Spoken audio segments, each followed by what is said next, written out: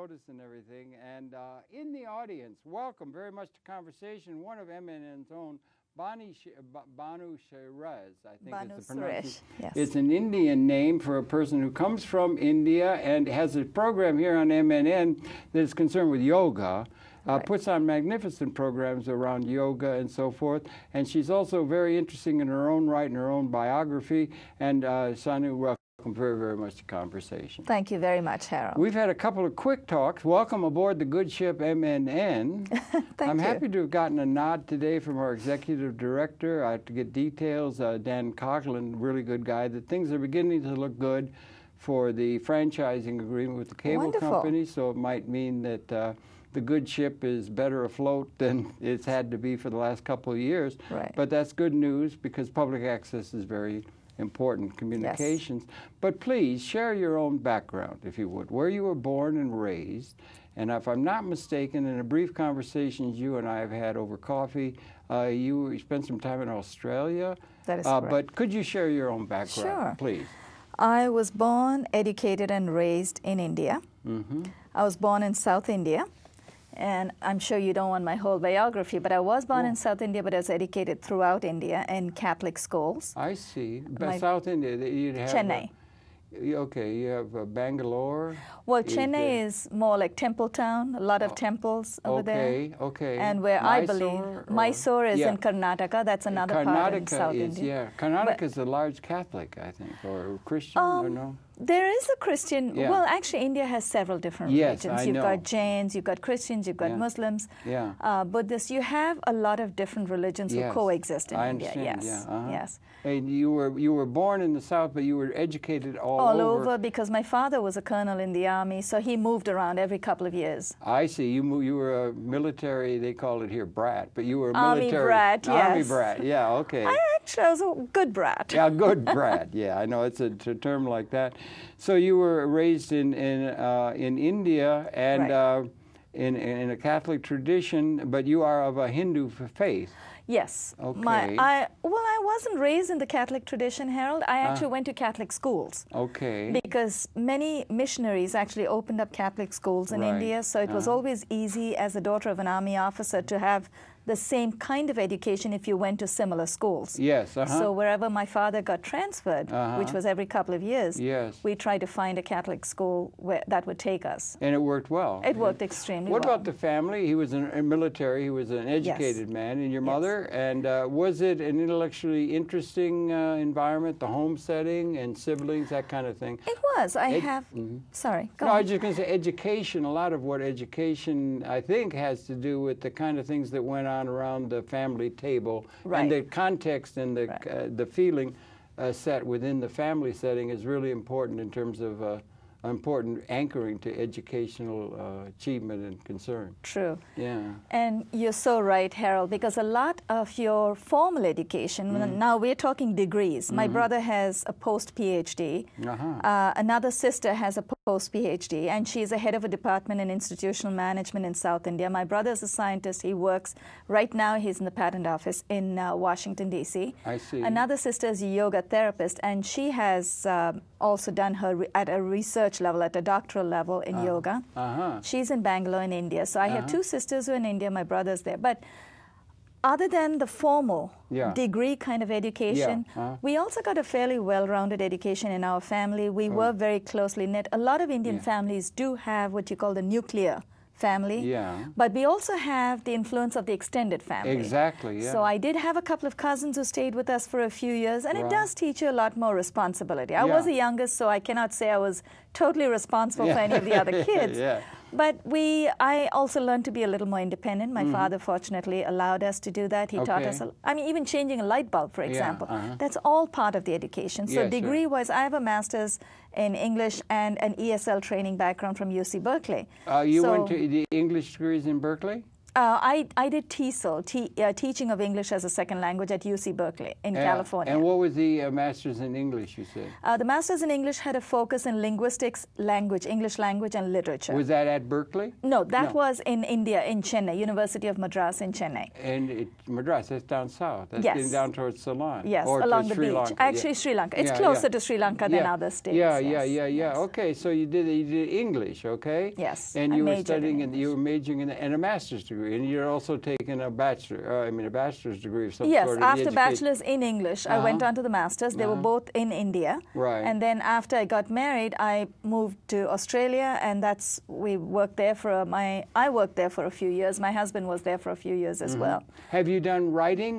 People in English majors often try to do writing, both creatively or otherwise. I did attempt some creative writing, and I wrote a lot of poetry. But poetry, I was very prolific, but the problem is when you write so much, you want somebody to read it. Yeah.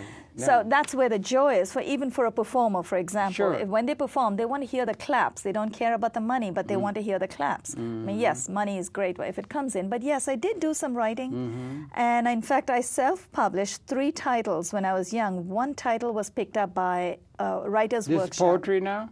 Poetry? We're talking about poetry, and also did a little bit of prose, some essays. Okay. There were 3 titles that I self-published, but there was a book of poetry that was picked up by Writers' Workshop in Calcutta. So I did do some writing which got out there, and that title, it was called C Flat. It was a book of poems, was picked up by several libraries. Okay. And BBC came and interviewed them. Okay, that's good. BBC One or At that 4? time, this was long, long ago, yeah, so right. I had no idea at that time. Yeah, a whole nother thing. Yeah. Did they have here, in the poetry tradition, we have poetry readings and that sort of thing. Do they have such in India or Australia maybe, where they have open mic and that kind of thing in the poetry? We have the Norwegian Poets Club here. Right. Poetry's alive and well, I'm happy to say, in terms of America, but generally the poets have been not so well part of recognized by the general society. You understand what I'm saying? Yes, absolutely. Other venues other than the writing is what I'm saying. Are there venues in India or in your... There are actually organizations, there are associations, Harold, you wouldn't believe. There are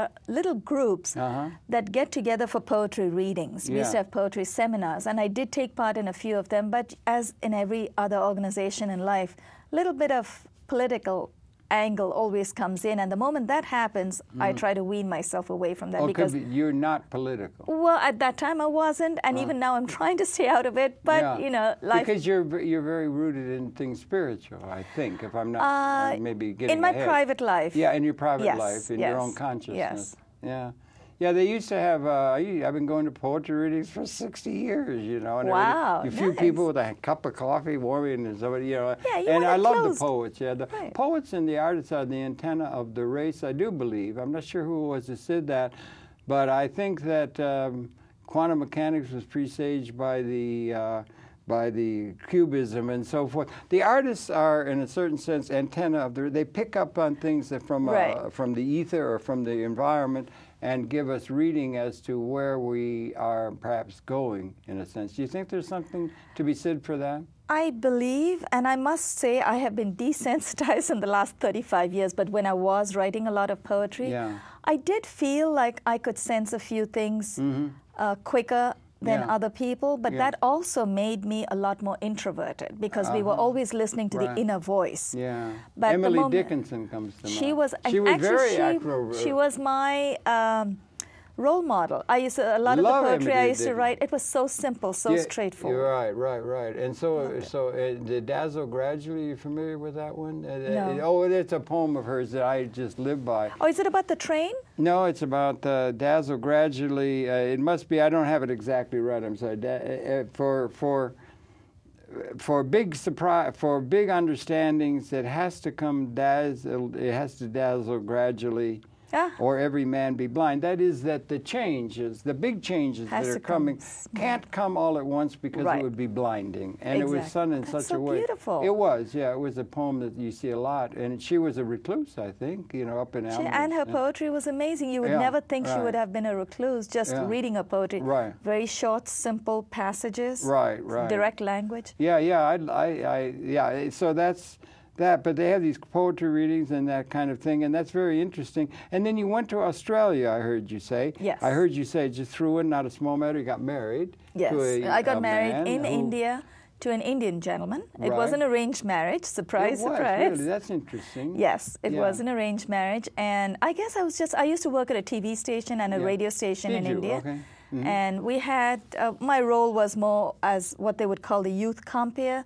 So I would go and do live interviews with people and what we call roll-ins now over here. Yeah, we'd actually roll it in B-rolls, and we'd also have interview them live. Then we'd also play music. There was a channel called Listener's Choice. Right. So I worked at All India Radio for about 6 to 7 years. That's did a little bit of TV news reading. Uh-huh. Believe me, at the time, and I'm not going to tell you how old I am just yet, but when I was doing the news reading, TV had just come to Chennai. Yeah. So we had to read 15 minutes of the news script without a teleprompter and without seeming to look at the text. So while they were doing my makeup, I had to memorize it. So it wasn't easy. Yeah, that would have been hard. No teleprompter. No teleprompters. I'm terrible. If ever a teleprompter comes up, I never can follow it or anything because I'm just off the top of my head.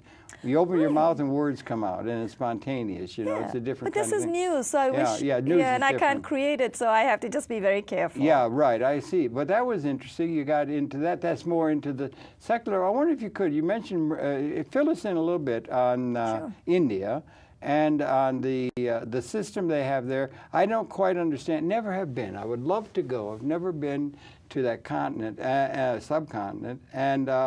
You've got a system where you have, maybe you could share it with it. First, one thing, the Hindu religion, it seems to me it was, who was it, the writer who said East is East and West is West? Was it Rudyard Kipling? It was Rudyard Kipling, yeah. Of course, that a lot of people think he was a apologist for imperialism and all that, but that's political.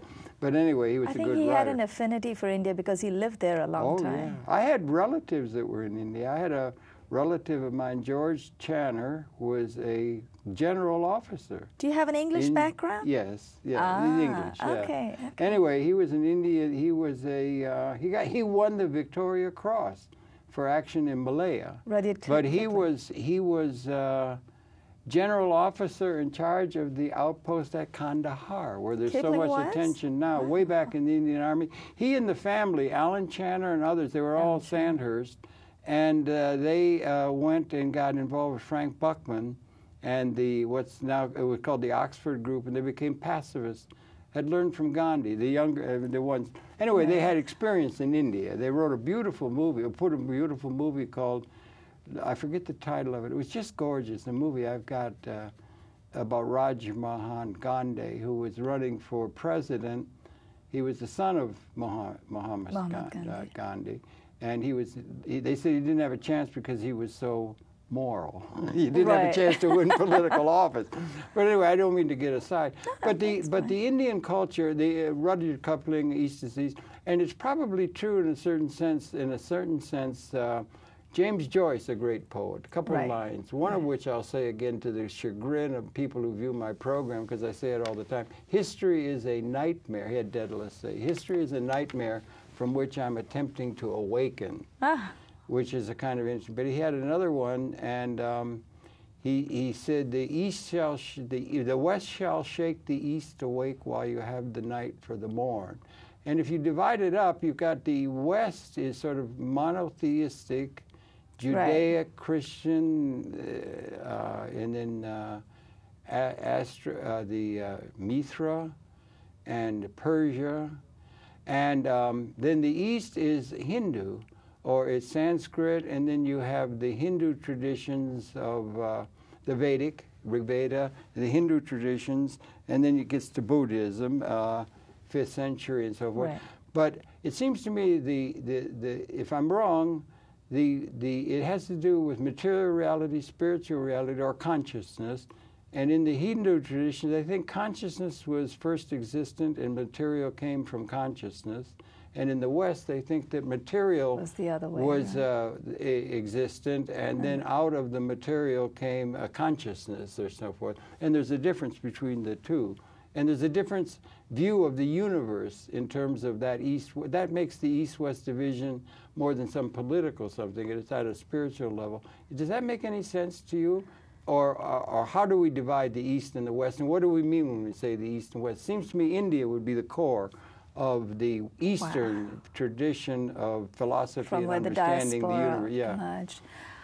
I would love to acknowledge that India might be the diaspora from where all other cultures emerged in the East. I'm not sure that all the other countries would agree, but yes, India is vast enough to have had an influence on the countries nearby. Yeah. Buddhism, for example, when Buddha moved, at the time that all Buddha and the other, well, we're not talking about gods now, but other apostles were alive. I think India was so vast that there wasn't the India that we have now. The India that we have now has shrunk. Okay. India was actually huge. In fact, I'm not sure, so I'm just going to say what I have read somewhere. Yes, sure. The continental India, the subcontinental India was so vast that even the land mass of Australia was attached at one time. Oh, that's geologic, yeah. Right. Yeah, It's not in modern. Right, but that's why you see the Aborigines. But if you get into religion, you go right back to the eternal. Right, But when you think of the Aborigines in Australia, for example, because when we first moved to Australia, I was amazed. The Aborigines have the same dark skin that people from South India have. Right. A lot of folks in North India have had influence from Afghanistan, from Pakistan. Sanskrit They've is come Indo-European language. It's yes, Indo-European. it is. Yeah, it is. And you had Dravidian before. There's a lot. Earlier. Yes, the Dravidians and Aryans. The Aryans were people who came from the north. Yes, right. And that's why you have people with lighter skin in the northern part of India. But also, it's a topography. It's a geographical thing too. The tip of the southern India is nearer the equator. So I guess so. When the landmass moved because of the water, and Australia became a continent by itself, but you still have people who have moved. So we're coming to the spiritual side. Folks like Buddha, for example. I shouldn't say folks, but people like Buddha, for example. They took their teachings. Buddha was a prince. He had everything. But he was looking for something more, something more spiritual. Of asceticism. Right. So I think India. Starved himself to death practically before he had enlightenment. Well, that's what it is, Harold. I think Buddha got his sustenance from his seeking. So I think a lot of sages, in fact, it can be quite hilarious when you think about it. When I started teaching yoga, I used to do a lot of research, and I still do because it's evolving. My program is evolving as we go. Yes, it is indeed. It's really good. Thank you. When I first started teaching and I was doing a lot of research, I found, and my teachers had confirmed this as well, that sages in old India, they would live for 400 to 500 years. You're talking about lifespan, and their the simple principle that they've discovered now, at that time they just did it automatically, they extended their breathing. So now, if we take 4 breaths in 1 minute, for example, so 5 seconds in, 10 seconds out, and we take 4 breaths in 1 minute, at that time, they would probably do 1 breath for even 4 to 5 minutes. So that meant, assuming that we all have a given quota of breaths in our lifetime. I never thought of it That's the way yoga way. looks at it. So let's say you have about 500,000 breaths entitled as your entitlement. Genetically. That mankind, humankind. Assuming there are no unnatural interventions of modern life, you don't have an accident, no diseases, every time you extend your breath, you are actually extending your lifespan. Excuse me, I'm going to just switch that off. You're actually extending your lifespan. Right, Well, that's interesting. What happened was, instead of taking 4 breaths a minute, the sages ended up taking, let's say, 2 breaths a minute. So instead of living for 100 years, they ended up living for 400 years. I wonder, who is the one in the Eastern tradition that lived so long, in the Western tradition lived so long? Who was the person I forget now, but is that documented in a way that can be documented that people live for 300 years? No, it sounds unfortunately, to me no. like a fantasy It that comes out of was, history, but at which the is same a great time, deal. It possibly was, but you know how in today's lifestyle we want empirical proof of everything. Yes, but that's when you also, it's important. If I may, that's also counter to the spiritual, which accepts on faith things that don't have to be, and so that's a different thing, and I think that's more Western. Perhaps, I'm not sure. No, and I don't see anything wrong with that, Harold. All we're saying is sometimes you need a combination of both. You need faith and you need evidence as well. You need both of them to live together. Well, it is the combination. It is the conscious. It's the difference between East and West. Right. And but that's where we were coming to the spiritual side. One would be where you, and we've had a self-reflective consciousness for about 200,000 years. It's interesting you talk about India. Are you familiar with Spencer Wells? No, I'm not. You've been in Australia. Spencer Wells is a genetic scientist, a young fellow. He's in his prime, about 50. Right. Really good. He works with National Geographic. He's got a great thing where they can test now through the DNA. What we're coming to be able to do is understand things scientifically in the modern experience since the Enlightenment or so forth, that we have had to deal with the issues philosophically throughout 200,000 years that the Homo sapiens species has been on the planet, coming out of the hominoid line of evolution. Just material evolution. This is Western. Right. And we've got a reflective consciousness, so we can be thinking about things in terms of what's it all about and so forth. So we've come up with ideas and stories and philosophy, some of which got codified into a religion, a religio, and that is an idea of the whole idea of what the universe is, and it has things like gods who started it all in order to answer that need. But now we're getting to where we can understand things intellectually, prefrontal cortex. We can understand things intellectually. And the DNA we now understand, it's amazing. I just sent mine off, if I may, about a week or two ago to National Geographic. You can do it. And they can test your in my case, we're doing the Y chromosome, the male. They can test your lineage back into the mists of history with scientific accuracy. They can know where your great-great-great-great-great-great-grandparents, not by oral tradition or anything of that sort, but by scientific reading of the genome. It's amazing. It is. But they all began in Africa, and they moved, and there was a very early, out of 50,000 years, there was a very early movement of people to Australia. And the people in Australia and the Bushmen in Kalahari in Africa, we all come from Africa. And there is a linkage between them, very ancient, going back. And he traced that they had come through India. That would have been 60,000, 50,000 years. Australia itself is 40,000 years. Yeah, and you've got the Australian Aboriginal people had come all that way. They can trace it through the DNA. So what I'm getting at is that you have the intellectual understanding, or the growth of understanding consciousness through the Western, if that's the right way, model that is the West shall shake, the East awake. That Western might be technology, extended consciousness through technology and tools, make the environment different in an Eden-like sense that is given, and not accept what is there in the other way. One might be seen more like male, the other might be seen like female, and those divisions are probably too much having to do with gender, but they reflect different functions in universe of compression I and agree tension. with that perspective, and I love the way your thinking is shaped that way, but also I want to present another point of view. Let me ask you a simple question. Yeah, anything. Do you have children? Yeah, I got two lovely I'm sorry, I don't kids. Want to reverse the interview. No, it's all right. So you have two children. Two lovely when children. your wife was expecting her firstborn, did you and your wife want to know the sex of the child? I tell you the truth, I can't remember. Okay. I can't Possibly remember. there wasn't enough technology at the time, but there if you could, would you... Amosynthesis or something it's called, or something. They can let you know what the sex is going to be, This is the difference between today and yesterday. India probably still holds on to a little bit of yesterday for the simple reason that we believe. I think we all do, and we subsume it. Well, because today you have the technology, but still, and whenever you get a chance, I hope you will visit India, still, till today, they believe in the mystery of life. They don't really want to know the sex of the child, and that is part of your faith. Really? That's interesting. That is interesting. It has a lot to do with religion as well. It's like, and that's why I know modern India is changing, the thinking of youngsters is changing, but also, although India is not...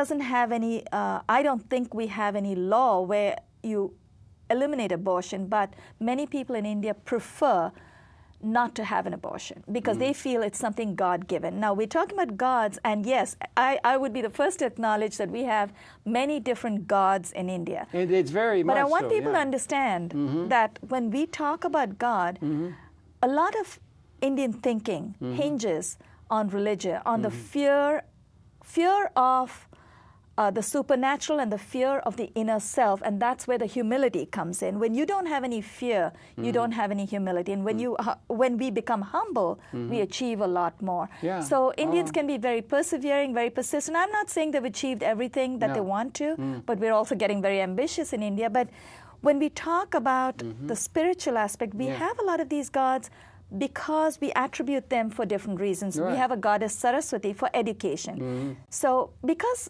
many people in India were quite simplistic in their thinking, many of them were not educated, they're from the villages, it was easier to explain to them in terms of God equals fear. So God or goddess Saraswati will be happy if you get an education. Sounds or like the Old Lord Testament. Ganesha.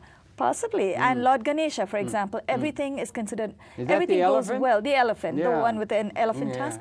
Elephant, what is that called? Trunk. Trunk, exactly. But Lord Ganesha is considered, it's very auspicious to pray to Lord Ganesha when you're doing something new, you're venturing on, embarking on something new. So every one of these gods that we have, there is a meaning to it. There's a reason for it.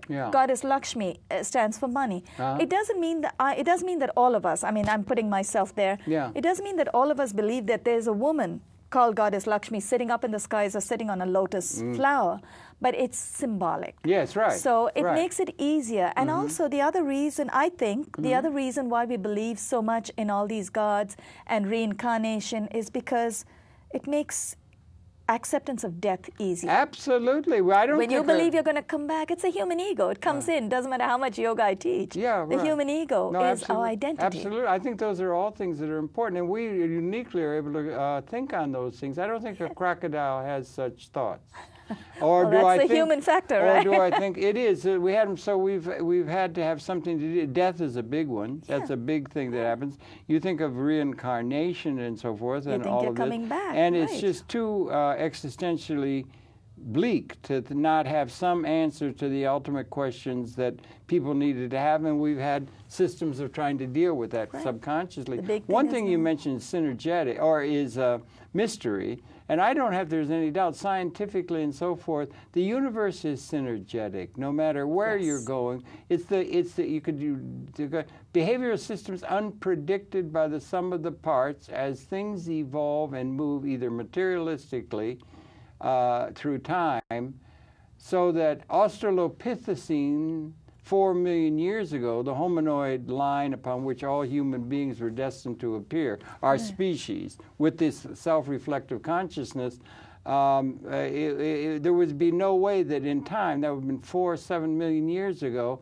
millions of years of evolutionary transformation to Homo habilis and finally Homo sapien, and now we get to a point maybe where there's another transformation that's coming, can be understood in terms of the way evolution works and punctuated equilibrium and the new species appearing. And so we get to that point and we have that kind of understanding. But it's a priori mystery because it is not able to be understood. It's rather more like we're in a birth canal and we're coming and being evolved to a new order, but we can't know that order from within the birth canal, much less the womb. Right. We can try, we can put up stories and things to deal with that, but that we're coming to a new relationship to the cosmos in time, in this year 2010 of the Christian era, we're coming to a time of qualitative transformation that is also upsetting in terms of politics, economics, and everything else that informs the human condition. Have you heard of this aspect of Mahabharata? You've heard of Mahabharata as one of the two major epics. Yeah. Oh, I'm thinking of the Mahabharata. Mahabharata. The play. Maha is great, Bharata is the old name for India.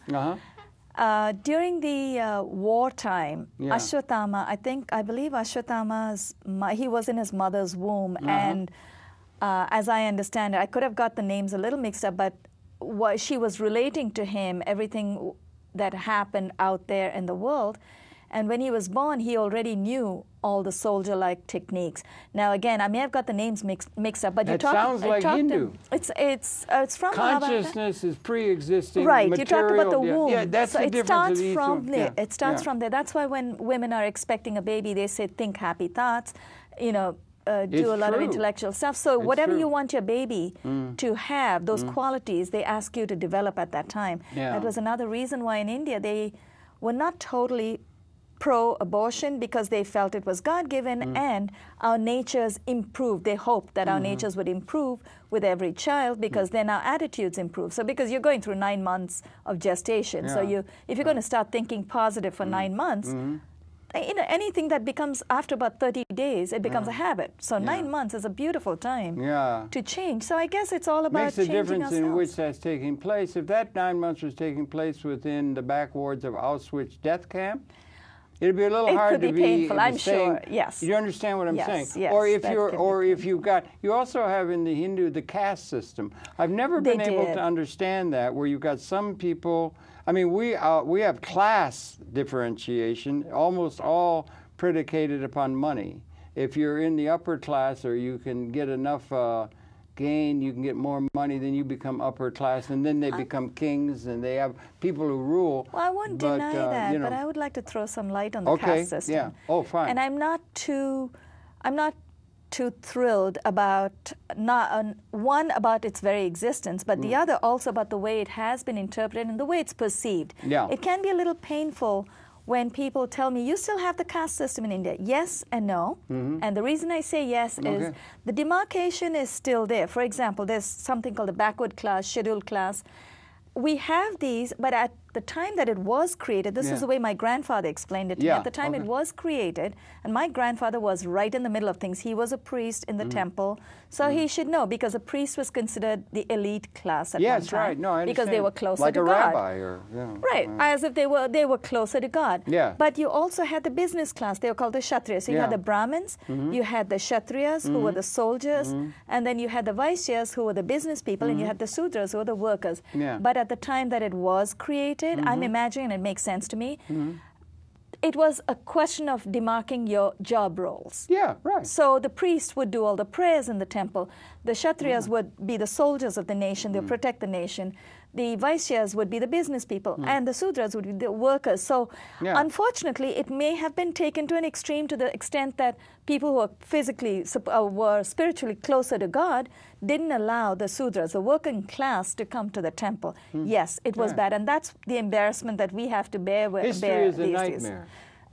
There you go. From which we're attempting to awaken. This is a nightmare that I would like to awaken, but at the same time, when I awaken, I'd like to share, you know, a different perspective with the world. And yes, I mean, it is there everywhere. We have races, different races that have been ostracized in different countries. Again, in support of that, I would say anywhere that a race is a minority in numbers, automatically becomes ostracized for a while, but soon minorities become majorities. It's like one big fish, and all the little tiny fishes can go eat up the big fish, and then the big fish is after one little fish. So you know what I'm saying? When you a change of time. There's strength in numbers over a period of time. So it happens in every country. Oh yeah, it's happened in everywhere. But they have that thing. We had slavery. We had slavery. It was terrible in North America. We abolished it. It's unfortunate, though, if we live in the past. The strong conquesting over the weaker, and then they set up, and that's the march of human history. And it's about survival. Yeah. So those who allowed themselves, I'm not saying they actually voluntarily allowed themselves, but those who allowed themselves to be ostracized or went into slavery, it was unfortunate. I don't know much about the history, but at the same time, there are people who may not permit that, and it happens only when you have enough numbers. So in India, that's what happened. I can only speak with a little more confidence about India, but that's what happened. The classes were there for a very practical reason. Yeah, well, there's a difference between class and caste, I think. I don't know whether you think it's written. Caste if evolved you're with saying religion. that it's written in the way the universe and the God set up the universe, it's and man-made. it is a caste. It's caste. That's the thing with religion. They're going to say that they did, they have this idea of having a spiritual view. It's God. They're speaking for God. Right. And they think that that's something that is something different than just old understanding of geopolitical history and some people having more power than others and justifying that.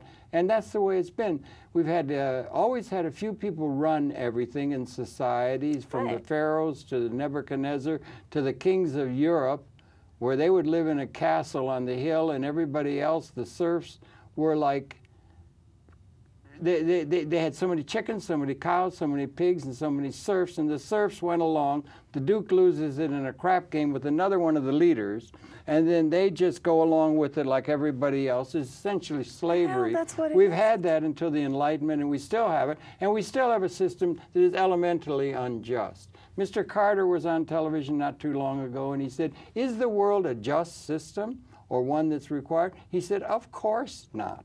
We have a few people who live very well, maybe 20%, Right. and then you want to have a justification. Now, you can have a justification in just reading history and saying, well, we got more cannons than you, so you will do what we tell you and conquer you. Might and that's what happened. Or if you try, but if you try to say that's the way the universe is set up in a religious term, that it was meant for us to rule over you and set it up in terms of religious terms, seems to me different as a caste than just class. You can understand class in terms of politics and right, so it's forth. economically driven as well, so politically driven. I understand the class system. Right. I'm getting a much better perspective thanks to you. As far as caste goes, I think a lot also had to do with some people may like to lead, but then when you have leaders, you need followers. So it just happened that it fell into those slots. We still have, and I have to acknowledge, caste system seems to still exist in India. The world. It's modulated a little bit, but on the whole, now it's passed over, the power is passed over in the modern experience more or less to the, what do you call it, the bankers and the people who have political power, and they run the world. And they do not, in the minds of many, if you're thinking in terms of justice, are we ever going to have a world where everybody is able to realize their full potential and not worry about which of the two children, let's say a mother in Africa or anywhere, she's going to have to let starve to death because she doesn't have enough food to feed the child, or be concerned with that as she's having a gestation of that child? Are we ever going to have a system where the needs and the wants of the people are going to be such that everyone will be able to be doing in a liberated way what it is they want to do, rather than what a power class denies to them out of a lack of vision? Are we ever going to have a world of elemental justice for all, also tied into ecology? Is that ever going to appear? Because it's not characteristic of the modern world. Simple observation. It's not just. Simple observation. Okay. Life is a matter of perspective. Okay. You talk about a mother who, let's say this mother has just enough food for herself and her unborn baby. She doesn't have enough to give the other child. Or she's got a couple kids, and they're all going to, right. One of them's going to have to allow them to starve. Right. When we know we have enough to provide in a way that we haven't had historically. But all life is a matter of perspective. Okay, now, we're talking about justice. Okay, justice from whose perspective? I'll give you a simple example. Okay, good. An international magazine, a very popular magazine, and because we are on air, I don't want to mention it. But very popular magazine actually printed a picture of a farmer in India, in Rajasthan, in northern India, northwestern India. He is squatting on the floor, wearing a loincloth with a stick in his hand. He's got a turban on his head. He's got this big toothless smile. And his wife, presumably his wife in traditional clothes, there's a little kid over there. He's got the goats and little chickens all around. And they've got a little bit of a shanty, a little bit of a thatched roof over there. And he's sitting there, and they had this caption saying, "This old man is the poorest of the poor." And somebody took objection to that. They said, he is very rich because he's smiling. He has his family. He has his grandchildren. He's got his farms. And again, it's a matter of perspective, from his perspective. Because that's what happens, Harold. We tend to judge others or see things from our perspective. And there's nothing wrong with that, because we can only see through our glasses. But to that man, say this is the punchline. They said he lives under $1 a day. Someone took objection and said he is happy. That dollar fetches him enough food to feed all of those. He's got a roof over his head. He's got a family that's staying together. He's content. But the moment you and now this is my addition. The moment you take that man out of his circumstance, out of his comfort zone, you expose him to all the modern luxuries, and then you put him back there, he might become poor because mentally he's accustomed. Well, we used to have that kind of a thing and about I'm not saying it's enough. No, we used to have that kind of thing back in Uncle Tom's day when we had slaves, and they said those darkies are really happy. They like being slaves. I'm not saying they like that. They have. They're happy. Maybe that they're you happy should interview being poor. them. And what if it's 50 cents a day, not $1? So she's got to decide, child A, child B. Well, we'll feed child B, but we won't feed child A. You just die because there's not enough food. Right. But now, it's not down to where how low can you get on the living scale before everybody will be able to volunteer or to be able to adjust to unjust situations that is not something that they would want if they had any opportunity. True, but in Dickens' stories, they thought that the kids didn't need anything but a little eighth of a bowl of gruel to survive. Like you would have some farm animal, just enough to keep the damn thing alive, and they can adjust to that. It's easier to adjust to that than to take up against the injustice that exists. And does humanity have to take rather than accepting the institutions we've inherited out of history, that maybe the qualitative information or the transformation in the current real reality of technological extension and capability, we have transcended the context within which the human scenario has evolved through 200,000 years. We may be transcending material scarcity at an ontological. We've got enough to feed them. We've got enough capability, and our systems are rooted in the past, and religion keeps to hold them to that, so people will adjust to an unjust order rather than the leadership providing a right kind of way of structuring the society to provide for everybody and the ecology. And the weapons now, unlike history, are species lethal. If the weapons are set off, it has nothing to do with you and I making a decision or praying to any god. If the weapons are set off, it means the end of the entire Homo sapiens species for the first time since about 1970. And one person holds the key to that decision? One person could do it, set it off in an interlinking of alliances. That's an existential, we're in the birth canal. That's a signal of something new, something different than we have inherited out of history. And there's endless ways of trying to rationalize how we can make our peace with an unjust history in order to understand it. And the worst of all are the religions that'll let you to suffer. I would like to clarify one thing. That's all I'm trying to say. No, and we need an alternative. And they do not provide an alternative that the future requires for an ecologically appropriate liberating of the human spirit in a way that has nothing to do with history, but we're coming into, like punctuated equilibrium, a new relationship to the cosmos coming out of material evolution. Let me ask you a question. What is the purpose of all life? Well, the purpose of all life, in my view, the purpose of all life is to run counter to the second law of thermodynamics. It's to move across the second law of thermodynamics, that resonates as much as we know. No, the second law of thermodynamics, that all systems move toward chaos or to entropy to the limit of the system. Oh, I'm talking about your personal life. No, I'm not talking, well, personally, you could put it in that. You could try to do that. And the Bucky Fuller, one of the great synergetic minds, and the universe is ultimately synergetic or mysterious. No matter if we get to another level, if we get to a level where humanity, and there's an orchestra playing of a liberated humanity, not an enslaved, we subsume the systems and we get into a new order, it would be a new order. There would be a resonancy that interaccommodates to the universe, but we can't know that from inside the womb. But we're coming, and the purpose of the biological evolutionary purpose is to move across entropy and bring increased a pattern of conscious understanding of the process of which we are a part. We have been leading that edge. Two-thirds of it, or more than half, was nothing but bacteria, evolution, from the first movement from organic to organic, early DNA, RNA molecule coming together and so forth, and evolution is now coming to a point, and we move across entropy and bring increased conscious pattern to the pattern of which we're, understanding to the pattern of which we are part, and that's what we are doing. We're coming to that, and if we make it, we will come into a new relationship into the universe as we get to this point where the weapons can wipe out the whole process. Couldn't do it in the Second World War. Here's my suggestion. Maybe we don't want to think that far. Maybe we want to see what is the real purpose for each of us in life. We all want to be happy. We are all looking for peace. Now, if you and I can find that peace just doing what we do on a daily basis, I'm talking about now going back to that old man. He's at peace with himself.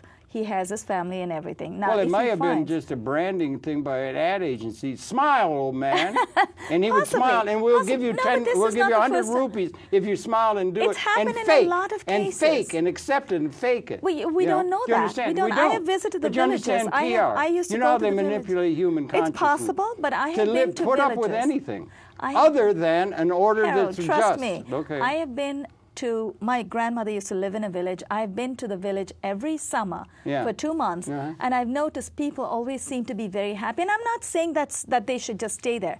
All I'm trying to say is our perspective on life may not be the same as theirs. They are happy doing what they're doing. Oh my God, I lost. Okay. They're happy doing what they're doing. No, I think I dropped my bracelet somewhere.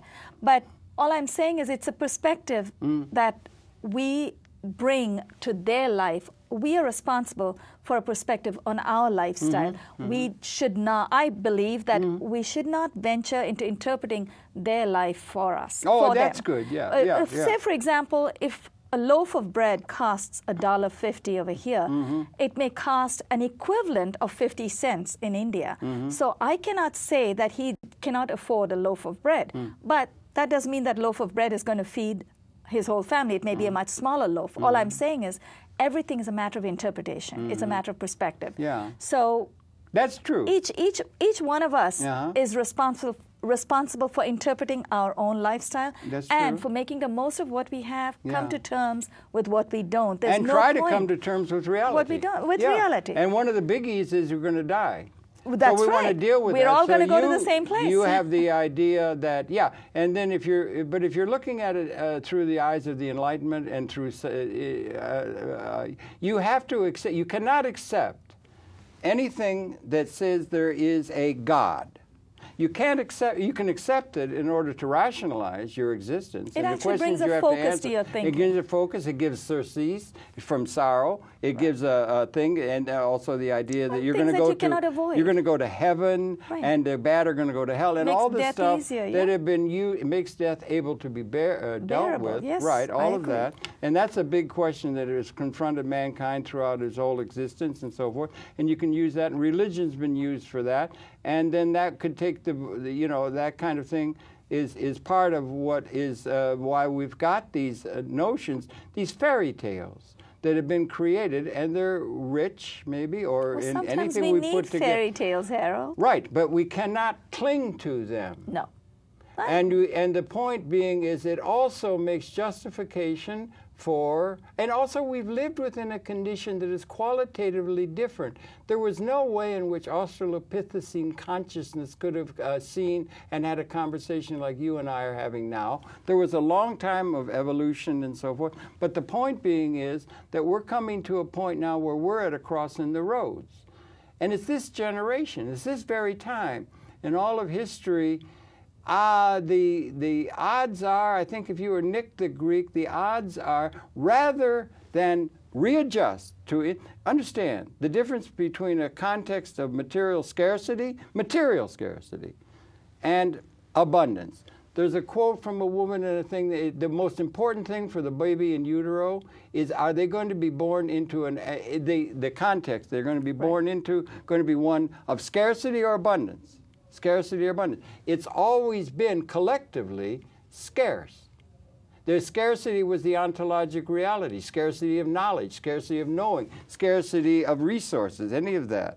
All the resources were there to cavemen, but there was a scarcity. But they're now got an opportunity of that child and the context being born into a condition of abundance, which is the promise only of this time, and because it has to do with the extension of consciousness and technology and so forth, that we have a possibility of an abundance to where every cell in the organism of the human society, including Gaia, all of consciousness, could be in a state that they've not been throughout the human experience. That's the only point. We're at a point of awakening, leaving the womb. We got a opportunity. The odds are we're probably going to blow it up. We're probably going to kill. We couldn't do it. We were impotent. They could make the river Tigris run with blood as we hit everybody on the head of injustice and everything like that. And it was such a horror, a nightmare.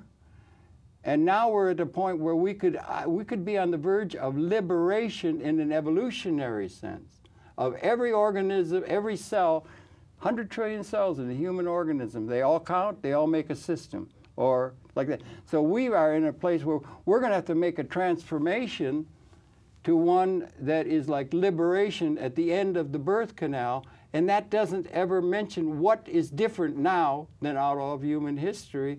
And it seems to me that that's the case. And it would be nice if somebody mentioned it once in a while, that we're at a time of qualitative transformation in terms of all of our human institutions. That's all. I'm sorry I drag on. No. I enjoyed listening to you. It was a very intense repartee, but I did have something that I wanted to share with you. For a simple example, many years ago when I was in Australia at the time, I was a customs officer for a while. So all of us customs folks, we decided we would do something called a 48-hour famine. Right. And we were trying to raise money. Yeah. Now, 48 hours is just 2 days.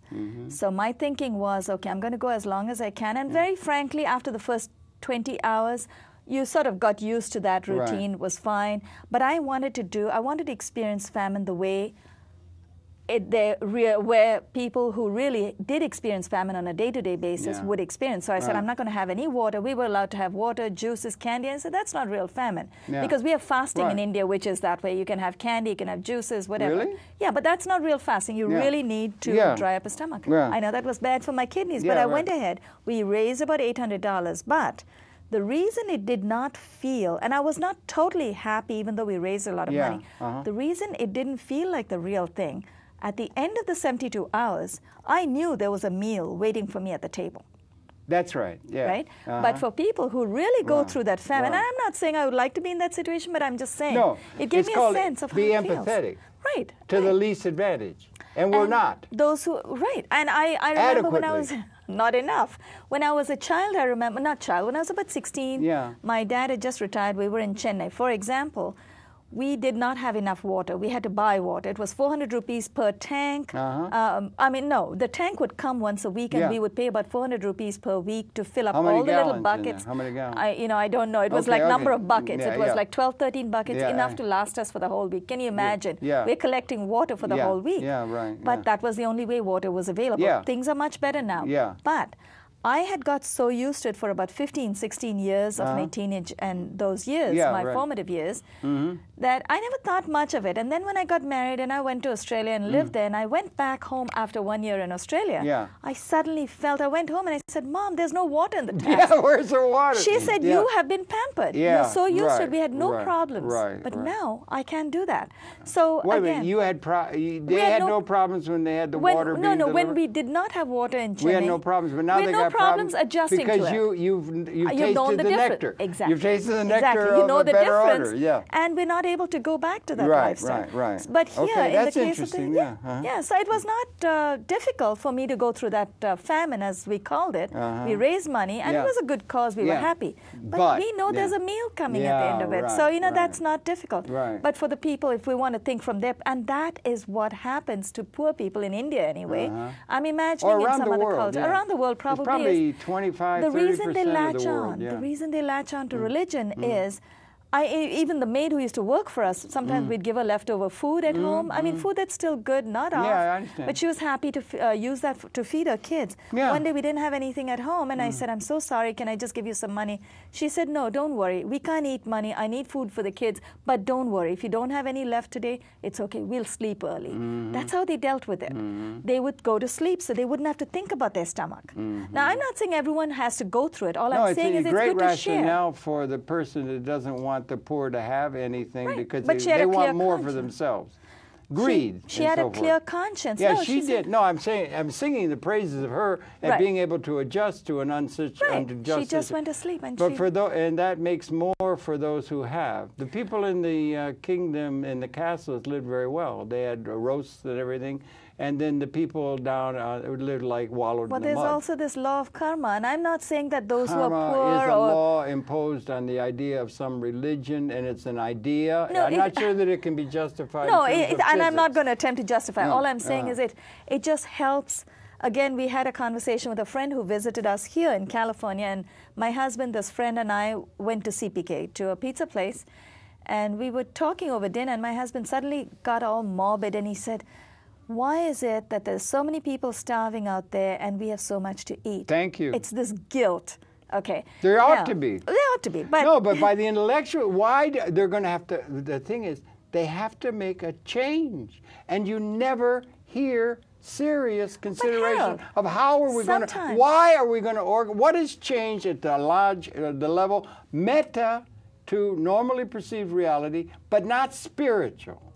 Right. Short of spiritual, meta of that. One of the candidates is, at the level of capability, we can measure it, we can model it, we have transcended, the species has transcended scarcity at an ontologic level of providing for everyone. Help me understand something. And it's never mentioned. It's never mentioned very often either that we have weapons that at any moment could destroy the entire Homo sapiens species. We're coming to the end of the birth canal. Those are signals for an alteration. And the alteration has to be one that subsumes the idea of scarcity as an ontology given by some God or some religious system or some universal order, and understand that we have a capability of providing for everybody within an ecological order, and it's not being brought forth. We're on a cage of a financial meltdown that might lead to Pakistan or somebody getting so bad that they'll set it off, and then that's the end. Yeah, one person. And the odds are that we probably will, rather than instituting a just and appropriate order which the future requires, by our intellectual leaderships not providing that level of understanding to our political leaders, it's very dangerous. Well, I want to point out something else. We're talking about, let's say, moving away a little bit from the political angle, we talk about famine in certain countries. There was a time when I was living in Australia, there was a time where Australia was shooting all the kangaroos because there were too many kangaroos around. But there are people in different parts of the world who don't have food. Why is it no one thought of taking all the kangaroo meat and taking it to them? Because you need somebody, there are other logistics. You need somebody to ship it, somebody who's willing to do free shipping. You had to have a Walmart supply by the time it got over to them, it might go off. So life has a way of evolving and balancing itself. If it is time for the end of the world, it's time to regenerate. Okay, that's fine. Then we can accept it. That's what has to be accepted, rather than the happy nostrums of religion that says everything's okay because there's a smiling God and you're going to go. No, we don't have to link it to religion. You know, all of these kind of things that have the notion that we understand because it's touch and go, it's existential, and we had a road either toward abolishing this evolution of consciousness, which is the only measure we have yet. That anything exists.